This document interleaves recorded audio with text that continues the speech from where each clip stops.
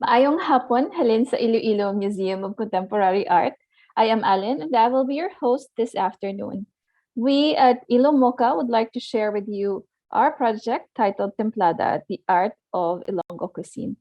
This project was created to support Iloilo City's application to the UNESCO Creative Cities for Gastronomy. This is composed of an art exhibition at Hulot Gallery in Ilomoca, a series of online educational programs called Merienda Talks, and lastly, an Iloilo City food map.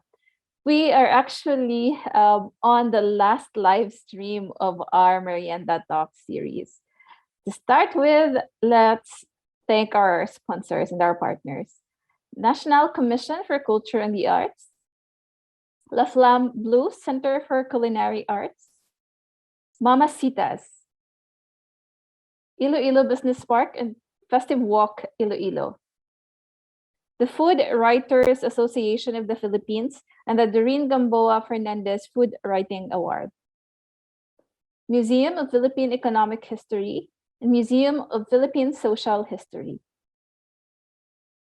Our Awesome Planet and Kaon Ta, Iloilo. There. So today we are going to watch chefs Sharmaine and Darwin teach us how to cook a few recipes we can serve during our Noche Buena. So Christmas really is in the air. But before we meet our guests, we have a question here for the viewers. What do you usually serve during Noche Buena? So comment your answers and tell us your Noche Buena memories on the comment section of our Facebook Live. All right, so let's meet our first chef. Chef Darwin Infante is the senior chef instructor at the La Flamme Bleue Center for Culinary Arts. Chef Darwin Infante earned his diploma in professional culinary arts from Bleue Culinary Academy in 2014 and continued to earn his certificate in bread and pastry at the same academy a year later. He is currently a senior chef instructor of La Flamme Bleue Center for Culinary Arts, while also managing the Match Sticks restaurant by La Flamme Bleue. He is an NTTC TESDA holder for cookery in situ and bread and pastry production. Our other chef for this afternoon's cooking demo is Chef Sharmaine Honey Grace Gutierrez. She is a vocational degree holder of commercial cooking or cookery in situ and bread and pastry production cooker in situ from the University of Southern Philippines Foundation in Lahog, Cebu City.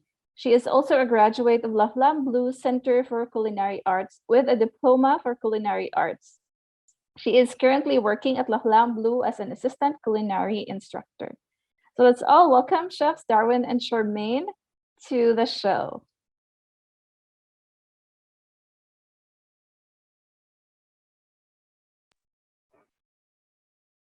Hi guys, good afternoon everyone. Okay, good afternoon, everyone. On my side is Chef Darwin, and then I am Chef Sharmaine. So welcome to our kitchen. This is La Flamme Bleue Center for Culinary Arts. And for today, we're going to be in partnership with Ilomoca.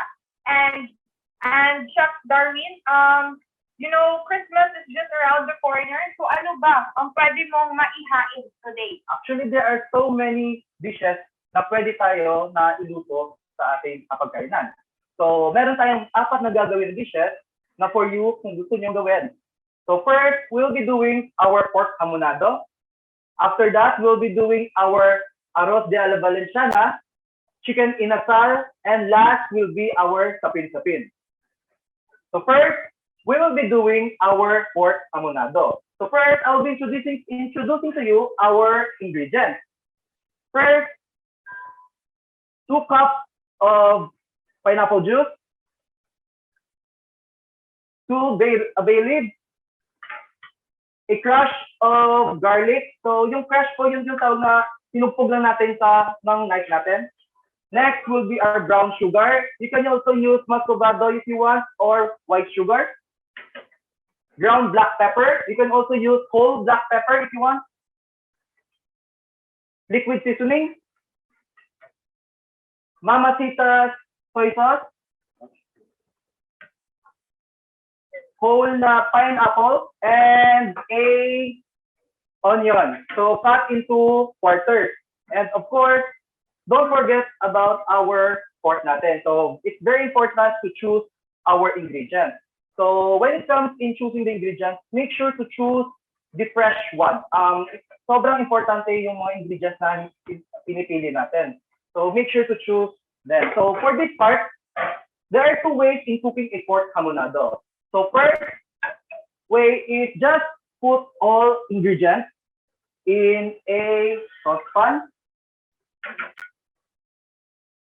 The onion, the soy sauce, the liquid seasoning, the sugar, the black pepper, the garlic, and our lilin. So make sure to dissolve all the ingredients sa gibutang natin. Ang nilagay natin, like for example, the sugar. Then after that, set it aside. So set it aside. And after that, prepare our grill pan brown. Yes. So grill pan. So yung gagawin natin dito is isi-sear lang natin yung pork natin. Why do we need to sear our pork? For the purpose na once niluto natin siya, magkakakulay siya, tsaka magbibigay siya ng grill marks na gusto natin when serving it. So first, what we need to do is to add oil. Add oil. And after that, we sear it. So if sa inyo, kung gusto nyo, gawin nyo is you add salt and pepper first, season it, and it's okay. So for me, hindi ko na siya season kasi ilalagay ko na lahat ng seasoning niya sa mismong sauce niya. Okay, Chef, may tanong ako, Chef.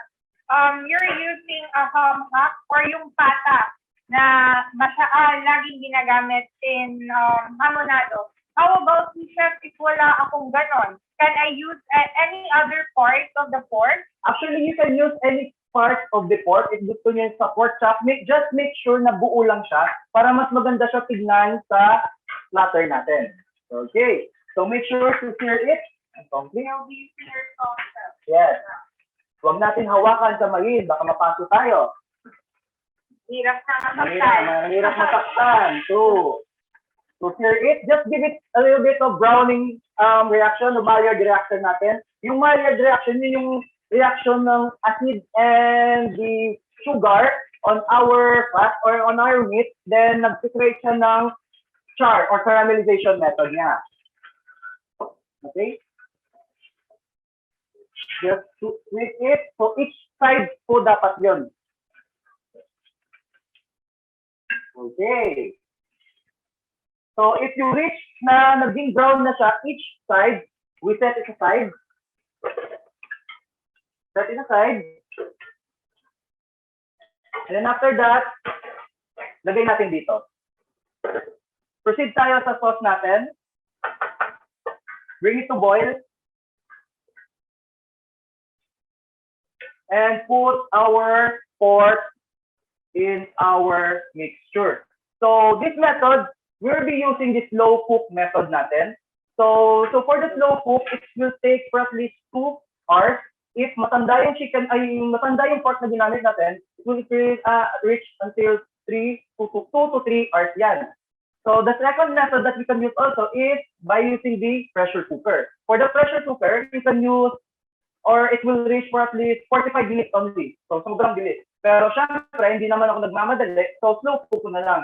And makukuha ko yung gustong flavor na nire-reach ko for this dish natin. And after that, we cover it and we boil it for at least 2 to 3 hours natin. So I'll be transferring this to our high-pressured stove namin.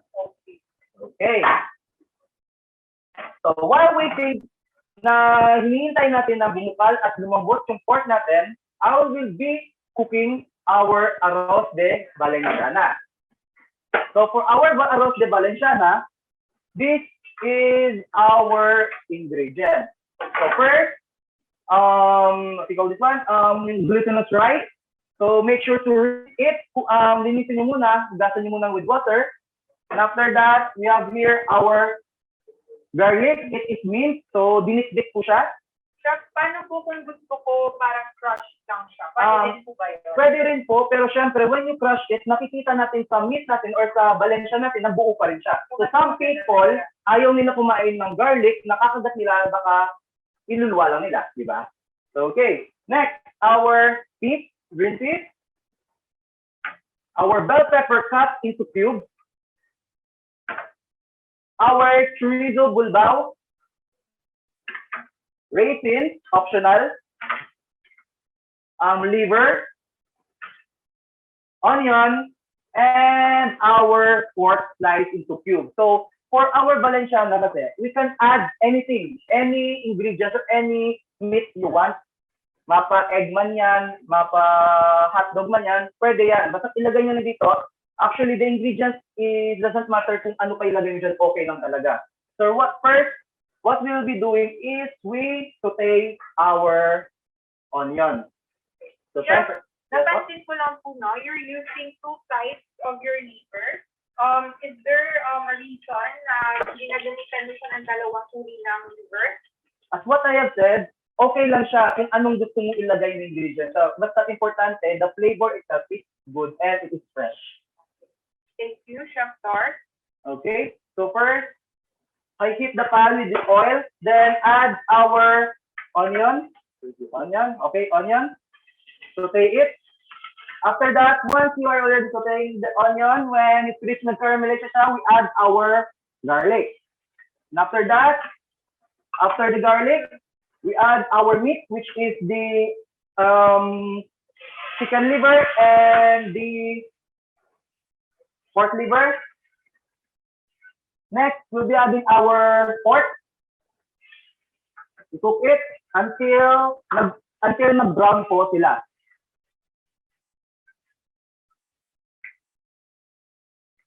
Okay. Once na nag-brown na po sila, lagay na po natin yung bilbao natin. Bilbao na chorizo bilbao. If hindi nyo gusto yung lasa ng chorizo bilbao, we can use a Mexican chorizo if you want. Kasi yung chorizo bilbao kasi parang may lasa siyang gamot. Ganun yung iba yung pagka nila. Pagkaintindi nila. Pero actually, it's umami for me.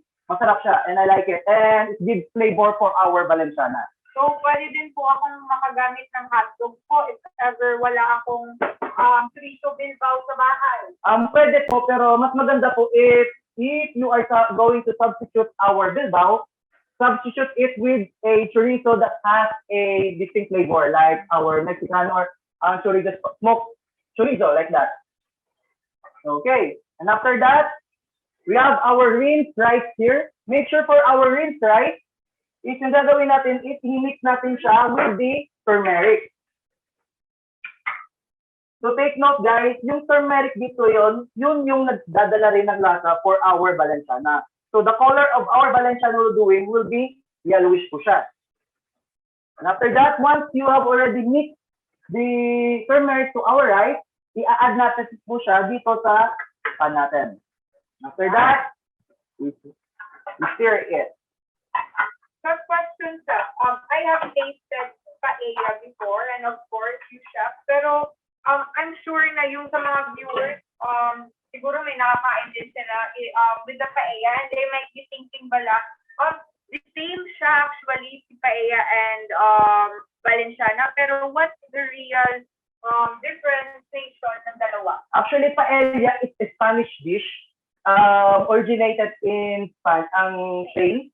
While the Valenciana is here. Diba, the history said that Spain invaded Philippines. So, may mga colonization na method na nangyayari doon. So, yung colonize nila, yung mga food na meron sila na-introduce sa atin. That's why na-introduce din sa atin yung Valenciana. Valenciana and paella are same, but this Valenciana is considered as a Filipino dish, and also Spain has their own Valenciana also, which is the modern paella natin. Sorry. Parang ano na din siya kasi like migration. Yes po. Food, and then parang na din natin yung Valenciana. Kasi may mga recipe tayo coming from our grandparents, right? Yes po. Siyempre, yung grandparents natin, those are the traditional way on how to prepare Valenciana paella, di ba? Po. Yes po. So after that, in the ingredients, sabi nila, we are in a traditional way in preparing it, Valenciana, they are using water. But for me, instead of using water, I'll give it for at least just a hint of a different. Ibahin natin, kumbaga sa akin. So, gagamit ako ng, yes, this is the first. So, meron ako dito na first na piga ng coconut milk and yung second na piga ng coconut milk. So, unahin ko ilalagay yung second na piga for this part. So, this is, I think, 250 grams of coconut milk. Add it here. Instead of water, ito yung gagamitin ko. So, parang maging, parang milky siya and creamy, yes, right? Yes. So, di ba tayo may kayo sa something ng creamy? Ganun yung gusto natin. So, yung gusto ko is creamy siya. So, ganito yung gagawin ko. So, I'll bring it to boil. So, while whisking it, I'll be adding my raisins. So, for the raisins, it will help give a little bit of sweetness galing sa raisins natin. Pero aminin natin siya, madaming ayaw sa raisins. True. So, kung ayaw nyo ng raisin, it is okay not to add a raisin here. Pero syempre, mas masarap kung may konting tamis na galing sa raisin. Actually, chef, for our chorizo bilbao, may konting sweetness na siya. So, it will be, bibigyan niya ng sweetness na. Pero mas masarap din kapag binigyan din siya ng sweetness galing sa raisins natin. And after that, once nag-boil na siya, and nag-boil na talaga siya, talagang boil na boil siya, we'll be adding our first piga, then cover it, and season it. So, ganun yung gagawin natin. So, make sure in every dishes that you are making, on the last part, you season it. Okay. I'll be covering this one and waiting it to boil. Okay. Okay. So, madali lang palang gumawa ng Valenciana. Yes, actually, very easy to make a Valenciana. Make sure lang kompleto lahat ng ingredients. Yes po. Mas masarap. Yes. Actually, yung mas maganda or mas masarap na Valenciana, yung maraming sahog. Yun yung gusto ko. Hindi yung purong kanin lang. Pero kasi yung sahog kasi nagdadala, di ba? Yung sa parents ko, si mama dati, she would always make what we call this Valenciana, but difference lang is because nilalagyan niya lagi ng seafood. Kasi mahilig ng seafood si mama, and I grew up eating a lot of seafood na classifications of food. Yes. Actually, di ba, sinabi ko nila, you can add any ingredients you want. Mapa-seafood man yan, mapa-meat lang yan, or all meat yan, okay lang talaga. Okay lang sa Valenciana. Pero syempre, lagay mo yung pwede, lahat yung kaya lang natin na ilagay. And then yung preference pa rin yun siya. Yes, so the more the merrier. Yes, the more the merrier. Kaya tignan mo kami. Oo nga. Lumaki. Sige. For so, a love of food. No? Yeah, for the love of food, true. So, okay. I'll be transferring this one. I'll put it in another stove para maluto siyang dire-diretso. So, okay, shot, please. Thank you so much.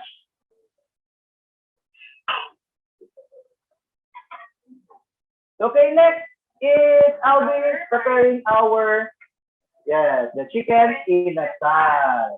Wow, chicken inasal, everyone. So, chicken inasal. So, anyone, alam nila talaga kung ano yung chicken inasal. Di ba? Yung chicken inasal is originated in Bacolod. So, yung chicken inasal, yung marination nila ng chicken inasal, they are using a native coconut wine or coconut soup, ang native coconut vinegar. Sorry. Tuba. Yes. Pero yung sa atin, let's give it at least a little bit sweet. We'll be adding our Mama Sita's barbecue marinade. So, lalagyan natin siya para mas masarap yung kinalabasan niya. So, first, what we need to do or what we need is to introduce the ingredients. First, we have here our ginger. It is grated or dinikdik ko siya. Next is garlic, similar with the ginger, dinikdik din po siya. Our calamansi, our tanglad, which is chopped or dinikdik din po. Of course, the coconut vinegar or the tuba. Yes, di yan mawawala. Of course, nandiyan talaga yan. The salt and the pepper. Also, di nawawala yung salt and pepper kasi yan yung nagpapalasa sa kanya. So, and also our chicken breast. For our chicken, you can use different parts of the meat if you want. But for me, I'll be using a chicken breast. So if you want to use wing, leg, thigh, or the pecho if you want, okay lang po yan. So what we need to do is to mix all ingredients to marinate it. make sure to marinate everything. So when marinating, guys, make sure to marinate it in a cool temperature. Then it will reach for at least 8 or overnight na pag-marination. Doon lumalabas yung totoong lasa ng mga barbecue natin, marinate natin. So, nilagay ko na yung tanglad. So, patience talaga yung Yes, patience lang po. For this part, actually, you can make it ahead of time. Like, for example, Christmas is coming, di ba? So, in December 24, i-prep na natin siya. Ilagay natin siya sa chiller. I-marinate natin siya. Kinabukasan, or before natin siya lulutuin, like in a midnight, Christmas Eve, luto na natin siya. And serve it hot always. Okay. Kalamansi. Oh, ang bango niya, chef. Dato ba? Iba yung smell, yung aroma na bibigay ng lemongrass. Yes. So, yun yung nagpapalasa talaga sa kanya. As well as the ginger. And of course, guys, mas maganda rin gumamit kayo ng tinatawag natin na langkawa for the ginger. Instead of regular ginger, use ilangkawa. Mas better, mas nagpapalasa po siya. Of course, next, pepper, salt, and sugar. So, chef, para saan yung sugar? Sugar to give it at least just a little bit of sweetness, not just those sour lang lahat yung nalinis na tao, di ba? Harmony pa rin. Yes, harmony of flavor. That's what's most important. So, okay, next, mix in, and of course, never forget, we add our barbecue, Mama Sita's barbecue marinade. So, may konting ano siya. Konting mix natin siya. Yan. Yes. Para mas manuot pa yung sarap. Nuot, sarap yung labas ng pagkain. Yes. Okay. And after that, marinate it for at least 1 hour. If talagang nagmamadali na kayo, gusto na kayo, 1 hour, okay na yan. Sige na, pagbigyan ko na kayo. Pero mas maganda if overnight po siya, di ba? So, lagay natin siya. Then make sure to prepare our bamboo skewer. Yung pang, ano natin, pang, tawag dun. Pang tusok natin. Sorry. Sige. Just marinate it. And after that, set it aside for at least 1 hour or let's say 8 hours or overnight natin siya. Okay. So next, while waiting na marinate tayo, Chef Shaq will be cooking our sapin-sapin. Chef Shaq.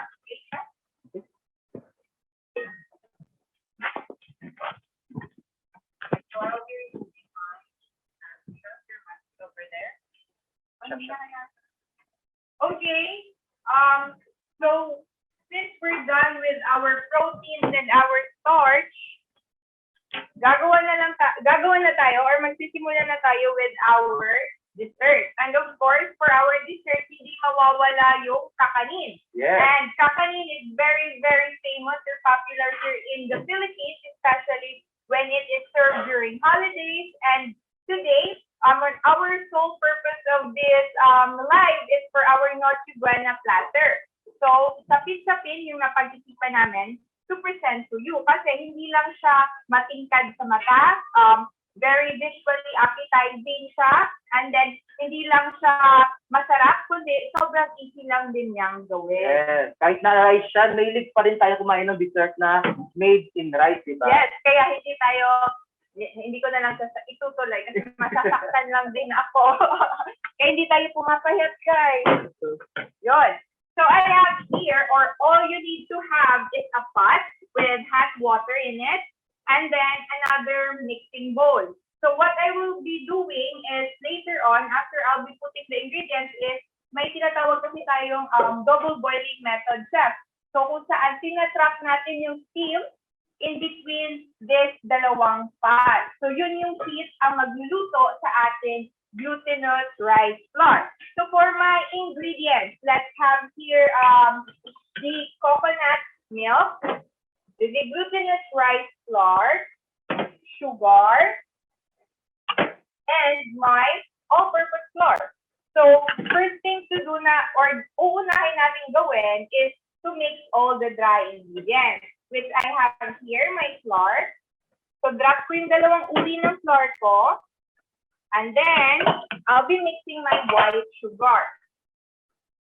And then, before ko ilalagay or i-add in yung milk ko or liquid ko, I will just have to stir it to fully incorporate the ingredients para hindi ako mahirapan later. Chef, what if po, Chef, wala po kami ng white sugar? Meron po kami brown sugar. Is it okay lang po ba gumamit ng brown sugar? For the brown sugar, it's possible and it is really okay. It's just that it could slightly change or alter the color of the sapin-sapin, which is the white part. Okay lang po yun? Pero okay na okay yun. Sige po. And then, next thing to do is to add in my wet ingredients. Here I have my water, which is a 500 ml, and then my coconut milk, which is 300 grams or ml. So I'll be just dropping it here, and then whisk. Ay, sorry siya, here pala. So whisk ko lang siya. So dito tayo parang kailangan ng muscle, no? Kailangan tayong magpagod dito. If ever, if nagmamadali kayo, you can actually put this on a blender para mas mabilis pa siya. Chef, can we use a freshly grated na or freshly grounded na rice flour? Rice? Actually, pwede. Pwede. Kung gusto nyo ng sapin-sapin na meron siyang texture, pwede talaga siya. So yun, after na na-mix ko sa lahat, lalagay ko na siya to my double boiler. So, ito na yung double boiler na tinatawag natin siya. Opo. Ano ang nire-reach po natin dyan? Ang nire-reach natin kasi, if makikita nyo, it's still wet. Opo. Very wet consistency, like this. I'm just dropping everything. Yan. Parang tubig po siya, no? Tubig pa lang siya. So, when, in this double boiling method, gagawin natin siyang parang paste. Paste, okay. So, magre-reach mo, nag-paste po pala talaga yan. Yes. Okay. Kasi it's because of the flour and of course of the glutinous rice flour. Yung malagkit ba? So mix lang natin. So medyo matagal to. So ilang minutes po yan before siya mag-pick po? Approximately siguro kaya to hanggang 3 minutes. Depende kung gaano kalakas din yung steam mo sa baba. So that's why. So viewers there or Miss Eliza, Miss Alice, if the viewers have questions, we are very open to answer them.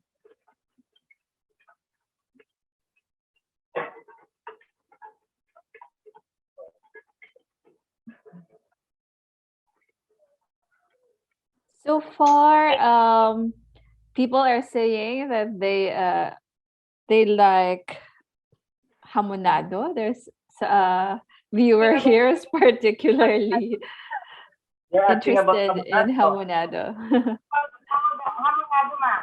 Do they have any questions about the hamonado, ma'am? Kasi sobrang sarap. True. Let's see. Kasi di ba, Chef, Noche Buena will never be complete without the ham. Yes, of course. Actually, marami sa Noche Buena eh. So, konti lang yung nakita natin. If nilagay natin lahat na pwede nilagay natin, kung tayo ng oras. Yun yung problema natin, di ba? Yes. Pero I'm surprised na it's actually kind of difficult to prepare sapin-sapin. I personally haven't tried preparing that, so I'm learning something new today. And also with the Valenciana, we like with the meat na hindi siya malaki. Gusto mo yung maliliit na cut, ma'am? Yes. Na parang nag-mix talaga siya. Yeah. With the rice. Medyo sticky. For the Valenciana. And others like it big cut. Kasi parang sinasabi nila, ay, may ulam na ako, may kanin pa ako. Diba? Parang all-in-one. All-in-one siya. Parang yung bento box, pero pinagsama-sama sa lahat. Isa, diba? Oo. Ay, di ba, Chef, that's how you eat your kimbap? Yeah. Bibimbap. Just mix everything. Bibimbap, yeah. And some Valenciana, they have like shrimp na buo pa, and then you have to like peel the shrimp. Actually, it depends kung anong gusto nyo. If you are allergic to shrimp, you don't add shrimp or seafood. Or actually, saan siya na-region ng Philippines? For example, in Rojas, their Valenciana, they add all the seafood they want. The crabs, the shrimp. The shells. So, depende po talaga siya. The abundance of the ingredients din yung importante. Yes. Okay, Chef Sha. Okay, additional information pala about this, or why am I double boiling? Kasi traditionally, in how you make your sapin-sapin, after mixing all the dry ingredients and your wet ingredients, diretso na yan agad ini-steam or nilalagyan ng flavoring. Pero sa atin dito, we want to teach you how to do a different kind of sapin-sapin with the same flavor, pero different siya na method. And that's the sole purpose for this one is kasi mga sapin-sapin is traditional, malagkit siya. Sobrang lagkit niya. Like pag ikakat mo siya with your spoon, sasama siya talaga. With this one, medyo jelly siya. See, may twist ka lang with the cooking method, nag-iiba yung characteristic ng isang pagkain. So that's what we want to teach you guys na even though it's very traditional, we can do something about it or to make it an innovation or elevation to our food. So, Chef, tanong ko lang, Chef, what if, Chef, gusto ko siya ibenta? Ibenta? Yes. Tapos, ganyan yung method din ba yung gagamitin ko? I think medyo mahirap po siya if gagawin ko siya sa mas maramihan. So, paano po yung another method na pwede namin gamitin for preparing a sapin-sapin? I would definitely go with the traditional, Chef. Yeah, okay. If maramihan siya. Pero if I'm selling it in a shop to make it maganda in the eyes, I would definitely do this method also. Oh, okay. Chef Sha, I have a question though. Does it affect the taste of the sapin-sapin if the method of cooking, if it's like more malagkit, does it have a different taste than the one that's like more solid that you can eat with your hands? Okay. Yes. The answer for that is actually this is the amazing part. Walang nagbabago. There's no change of the flavor. It's just in the texture though. So dun sa traditional sapin-sapin, you will have the stickiness inside that you will be feeling. Pero dun sa bago naman, meron siyang stickiness. It's still because of the glutinous rice. Pero meron siyang firmness. And then hindi na siya satisfied when you eat it or when you bite from the bigger balanga type of the sapin-sapin. That's true. That's true.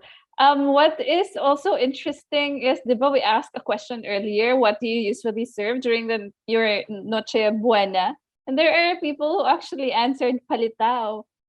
Palitaw, yes. Palitaw, there are so many families who are serving palitaw because it's very easy. Kasi usually yung nangyayari is not everybody is at home or ready for Christmas Eve kasi lahat naman tayo may mga work tayo or may ganito tayo or business natin. So we don't actually have the time to prepare kasi parang hassle siya and then everybody is so busy. And so parang... Especially now na hindi na siya holiday ang 24. Yes. So parang in a way na kailangan natin may mag-serve, especially kakanin. That's why gagawa na ako ng wati or what we call your palitaw. Kasi mas mabilis lang talaga siya. How you make your palitaw is just glutinous rice flour with, you could put coconut milk and then water, and then you make shapes and then you just drop it on a hot water and then that's it. You top it with muscovado and desiccated coconut. Coconuts, yes. But most of the viewers actually answered ham, really. So it's kind of like the staple of the Noche Buena platter for most of Filipino households. Yes. So I have here the paste consistency that I have been waiting for. Finally, no? So for my what do you call this? Paste consistency, naging mas mabigat siya and very, very hard to make. So if you have a brother or your father at home or the guy or any siblings there, you can make it what do you call this, or how do you say it? Sila yung papagawin mo kasi sobrang bigat niya. As you can see, stick na siya. Unlike kanina, na very watery lang. So after this, or when I have achieved this kind of consistency, I will be dividing it into 3 parts. May I have a bowl? White ceramic. White ceramic po. Okay. So for my sapin-sapin today, we will be making 3. three flavors. Okay, thank you very much. Okay, for my first part of the flavor would be buko pandan. Kasi yun yung sikat na flavoring. And then I'll be having the pulot. Pulot, if I don't know if alam to ng iba, pero it's actually very popular in Iloilo. So what is pulot? Pulot is a mixture of your molasses or your brown sugar with coconut milk. So yun yung actually si sapin-sapin is very popular all over the country. We've choose this one because it's something very nice to elevate. So that's why we are having a pulot. This one here, I have here. So nilalagay nila in a bamboo canister. So parang ginagawa siyang jar. So I'll let you see what's inside the pulot, or the canister. So while Chef Darwin is opening I will be mixing this one. And I'll be dropping my first flavoring, which is the buko pandan. I'll just be using the pandan flavoring para mas mabilis siya, no? And then it's not masarap. It's masarap din naman. Okay, then mix. Yan, Chef Dar, can I ask for green food color for here? Yes, sure, Chef. Thank you, Chef. And then here, I have here my ano galing itawag siya? Pulot. Pulot. Yes, sorry. Ito yung pulot na tinatawag natin. So medyo runny siya and then sticky. Yan. So isang buong ganito might be weighing 80 grams or 80 grams to 100 grams na weight. So ito lahat, ibubuhos ko siya on my one-third of the mixture. Kasi tatlo, parang dinivide ko siya into 3. So buhos ko siya lahat on my one side of the mixture. Here's the pandan flavor, Chef. Okay, thank you, Chef. Okay. Chef, patulong naman ako dito sa pag-mix. Yes. And our pulot and glutinous flour. Alam ko siya pagod na nakakamix. Okay lang yun, Chef. At least, Parang, hindi mo ako iniiwan. on that part, Chef, baka diyan ka nang pumayat. Sana, Chef, no? Okay, I have my last flavoring, which is the ubi flavoring. If nagtatanong kayo if pwede siya taro or fresh talaga, pwede yun.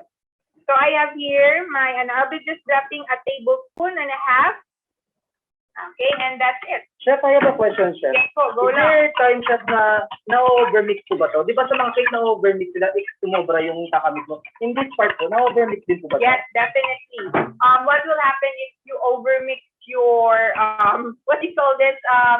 The sapin-sapin na mixture is that instead of maging sticky siya and medyo jiggly, what will happen is magiging matigas siya. Okay. And it's actually hard for parang dry na siya inside. So na-apektuhan din po yung texture niya pala. Yes Okay. po. Chef, here's the sapin-sapin Thank you. mixture. And may I have the pan po? Now, may sagi. Okay. Yes, So this is the last part of the sapin-sapin. So I have here my baking pan. This is an 8x8 size. I have a banana leaf. It will be acting as a parchment paper. Pwede if mag-question kayo. Chef Darwin, pwede ba tayong gumamit ng parchment paper dito? Pwede, di ba, Chef? Yes po, pwede. Basta importante hindi lang siya didikit. Yes. It's just now we've decided to have it here on a banana leaf kasi may additional flavor Siya na binibigay, yung parang natural essence of yung flavor na binibigay. Yes, and also aroma siya. Yes po. So, on my layering, I'll be dropping first my buko pandan. Yan, drop ko lang siya lahat. And then, before pala kayong gumawa nito, always make sure na yung steamer nyo is ready na on the side. Yes, Chef. So, yan. Ilalatag ko lang. I'm using my offset spatula. If you don't have offset spatula at home, pwede po kayong gumamit ng kutsara or any lang na, kung kayang mag-spread, pwede yun. Walang kaso. And then next is, I'll be dropping my Kulot. So, what chef, gusto ko yung ube. Okay lang po ba?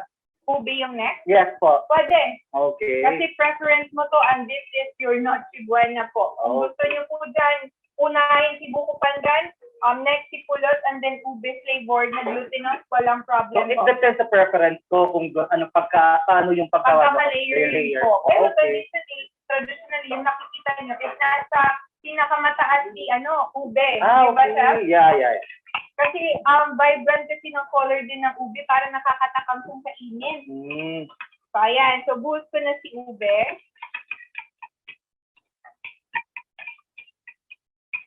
And this is Chef Dar's preference, no? Of the layering. Tanong lang naman ako. Special topic si Chef. So, gagawin natin yan. Oh, so thank you so much. So, yan. So, I'll be layering it. So, in making or layering this, you have to be very gentle, no? Para hindi mag-mix yung flavor nila. And very color, of course. And also, one reason pa pala po na nag-double boil tayo is to stabilize, no? The glutinous there.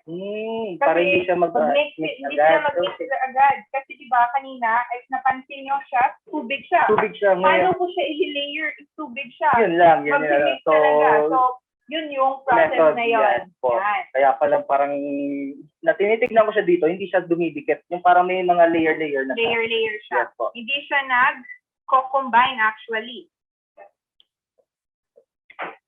So, parang nagli-lift sila.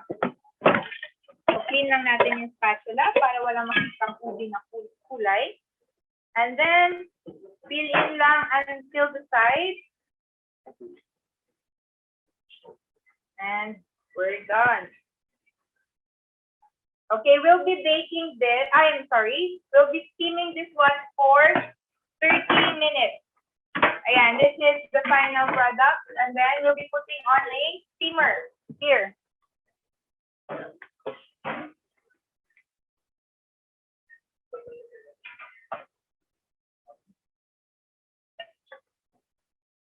Okay, so pag napasok na yun sa steamer, then babayaan nyo lang siya, time nyo lang, and then we have here Chef Darwin. Chef Darwin for the inasal. And, okay, after waiting 30 minutes, kukunin nyo na siya sa steamer nyo, and then you will have to let it cool. And then once you're done with it, let it sit in a chiller overnight, or could be 4 hours, pwede din. And this will be the final product. So, can you have okay, so this will be the final product. Yan. For the final product, camera. Yeah. Okay, thank you. Okay, for the final product, this will be your sapin-sapin. So, naging steady na siya. So, how do we plate it or how do we assemble our sapin-sapin? So, I'll be wearing gloves because I'll be touching it a lot. We don't want to contaminate our food. Okay, sumaki po yung try natin. Yes. Okay.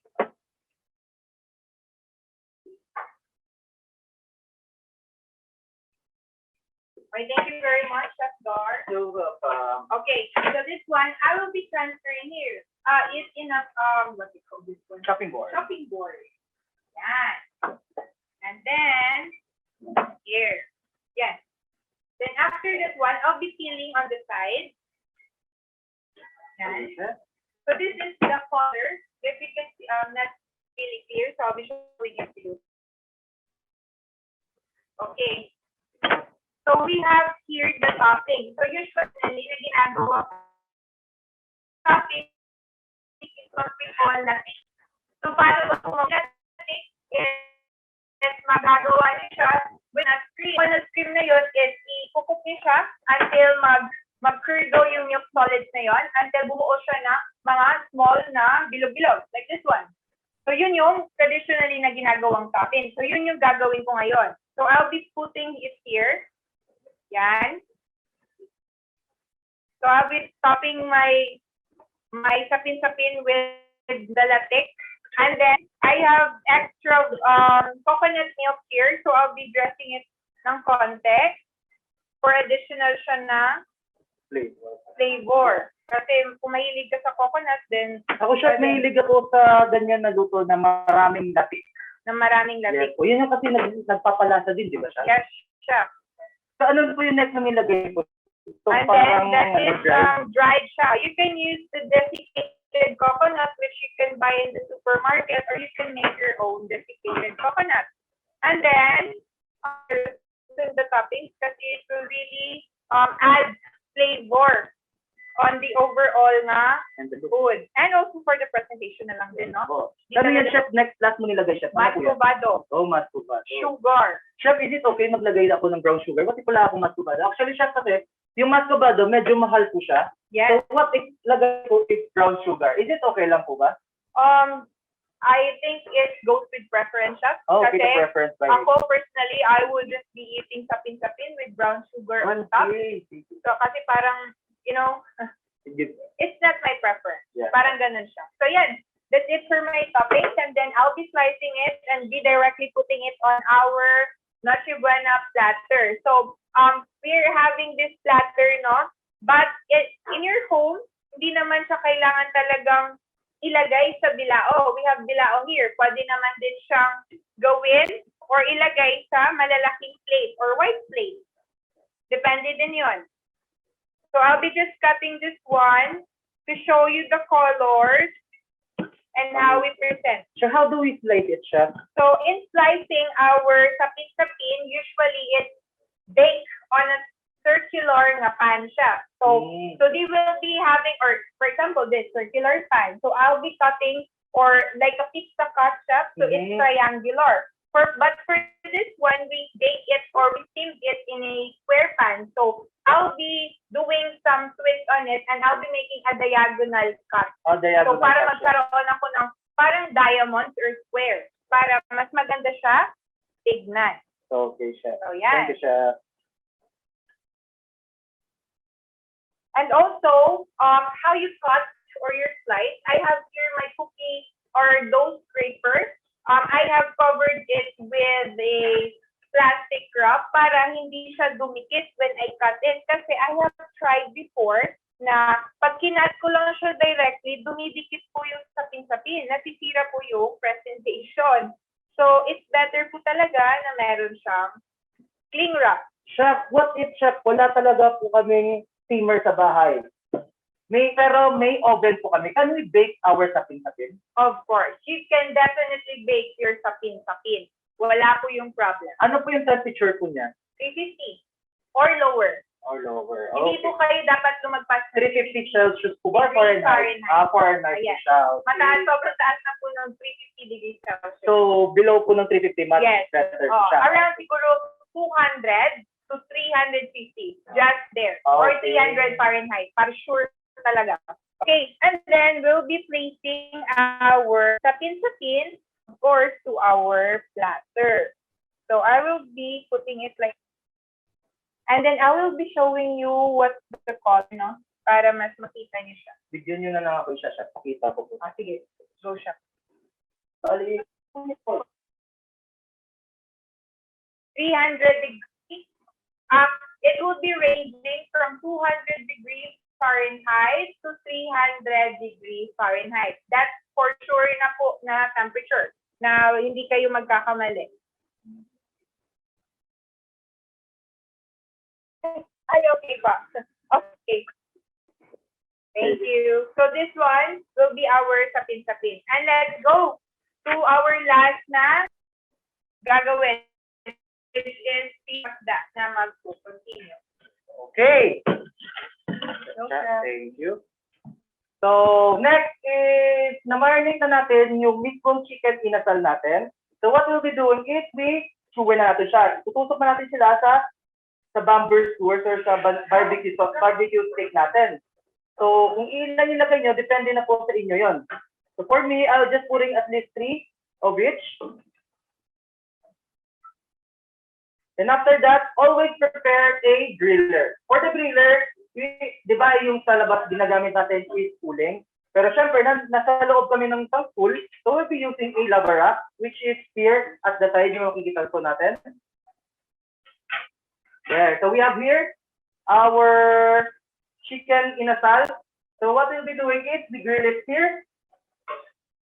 And after that, make sure to have your what we call the chicken oil or the ashwati oil natin. So saan na po tayo ashwati oil?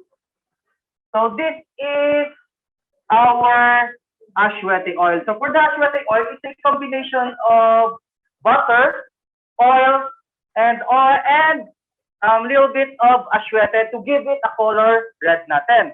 So make sure to have this one and cook it here. So the temperature of the grilling method, it will reach at least 300 to 500 degrees Fahrenheit. So mas mataas po siya kasi it's a direct heat from under papuntang sa taas po siya. So we need to cook it here. So once naluto niya po siya or na-cook niya siya for at least 10 minutes or 8 to 10 minutes, you have this kind of barbecue. So ito na po yung finished product natin. And of course, for our hamonado, we have here our pork. So lumambot na po siya. So it will reach to 2 to 3 hours. So nag-prep na po sa maaga. Put in a bowl or any na mas ganyan siya at hindi siya yung liquid or yung sarsa niya hindi siya matatapon. Please, next will be our Valenciana. So for the Valenciana, we have here our Valenciana. It's already cooked. So transfer na natin siya for our bilao.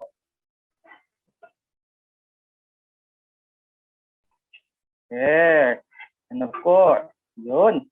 Yung gusto ko. Right amount of consistency siya, hindi siya basa. Yan yung pinakamagandang Valenciana na dapat na i-serve natin. Okay. And you can see here how we place or how we are putting the here. Okay, or how we are putting or our decorating our wood to our platter. We have here Valenciana on the side. And then this one that we serve here for our sapin-sapin. And I have brushed our chicken inasal with our ashwati oil, of course. Hindi mawawala yung ashwati. So for the sauce of the pork hamonado, what you can do is, if naluto na natin or lumambot na yung mismong pork natin, we reduce it. Kung bagay gagawin natin siyang sarsa. So gagawin siya is, nagko-konti siya, nagre-reduce siya, parang sticky na yung consistency niya like this one. And after that, we add our pineapple. Cut it into cubes if you want or whole. Walang kaso. And after that, we drizzle it. There. So ito yung nagpapalasa mismo sa pork hamonado natin. Yun. So, Chef, he's done with the pork hamonado, Chef. Yes, I'm done already. And also our Valenciana is ready and ready for garnishing. So I have here also a boiled egg for additional to make it special, guys. Kasi nga it's Christmas. So we are adding boiled eggs on top just to garnish it and for additional flavor na lang din, no? Ganyan. And that's it for our Noche Buena Platter. Yes. Any questions, guys? Do you have any questions, guys? Thank you so much, Chef Sha and Chef Darwin. So I kind of want to have an early dinner now because I'm getting hungry from all the food. Wow. I want to order Valenciana for dinner.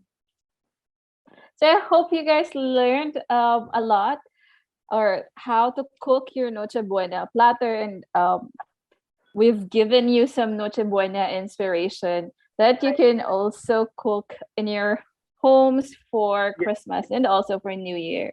So thank you so much, chefs, Sha and Darwin. Do you have any last words for the people watching this For afternoon? me, I just hope na madami kayong natutunan for today's live, and I hope na hindi din kayo like to settle for less, especially if it's for your family at home. Yes. So kaya sabi ko nga kanina, the more the merrier. So it's not just about the taste, but how you make your special someone to let them feel that they are also special, especially for this Christmas, right? Yes, That's how yes. about you, Chef? Actually, make sure when you cook with your family or lulutuan niyo yung mga family niyo, huwag niyong tipirin. Bigay niyo lahat kasi dyan mo ipapil kung gano'n siya kamahal or gano'n sila kamahal. Yeah, Diba? definitely, Chef. Yes po. So Thank you that's it. so much. Very That's much. very Looks sweet. like one there who's viewing right now. Thank you. Those are very sweet messages from our chef, of course.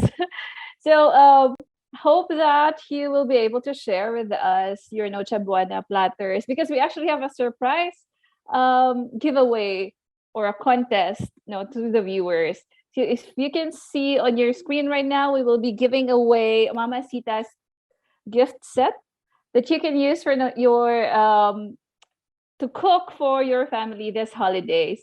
So the mechanics, you see on your screen, you can share your best Noche Buena recipe using a Mamacita's product, and then take a photo of your dish with the product, and then submit your entry with the recipe and photo to the link that we will provide on the comments section. We will also post these mechanics on our Facebook page after this live stream. So we have come to the last webinar or to the last live stream of the Merienda Talks. It has been a full last quarter of learnings and discussions about food. So, but Templada actually doesn't just end there. On January, we will be launching our food map. It will feature the tastes and traditions of Iloilo City. So watch out and follow our pages to know when the food map will be launched. Please don't forget to take the survey for our Merienda Talks so that we will know, so that you can help us plan for our upcoming events. So the link is also shown on your screen and on the comments section. If you've missed any of our webinars or live streams, we also have a YouTube channel. So we upload all of the videos there, and make sure that you follow Museums Matter on YouTube so that you can be alerted whenever we upload a video. So all of our previous talks are on our YouTube channel. And you can also like and follow our social media pages for more updates. You can find us on Facebook. It's this page that you're watching this live stream on, Ilomoka. Our tag on Instagram, it's Ilomoka. And of course, our YouTube channel, Museums Matter. If you have any questions, comments, or suggestions, you can email us at Iloilo Museum of Contemporary Art at gmail.com. We'll be having more contests and we will be giving away more goodies. So stay tuned and follow us on our social media pages. Again, thank you for joining us. It's been 4 months of learnings and of meriendas as well. So salamat gid kag maayong hapon sa tanan.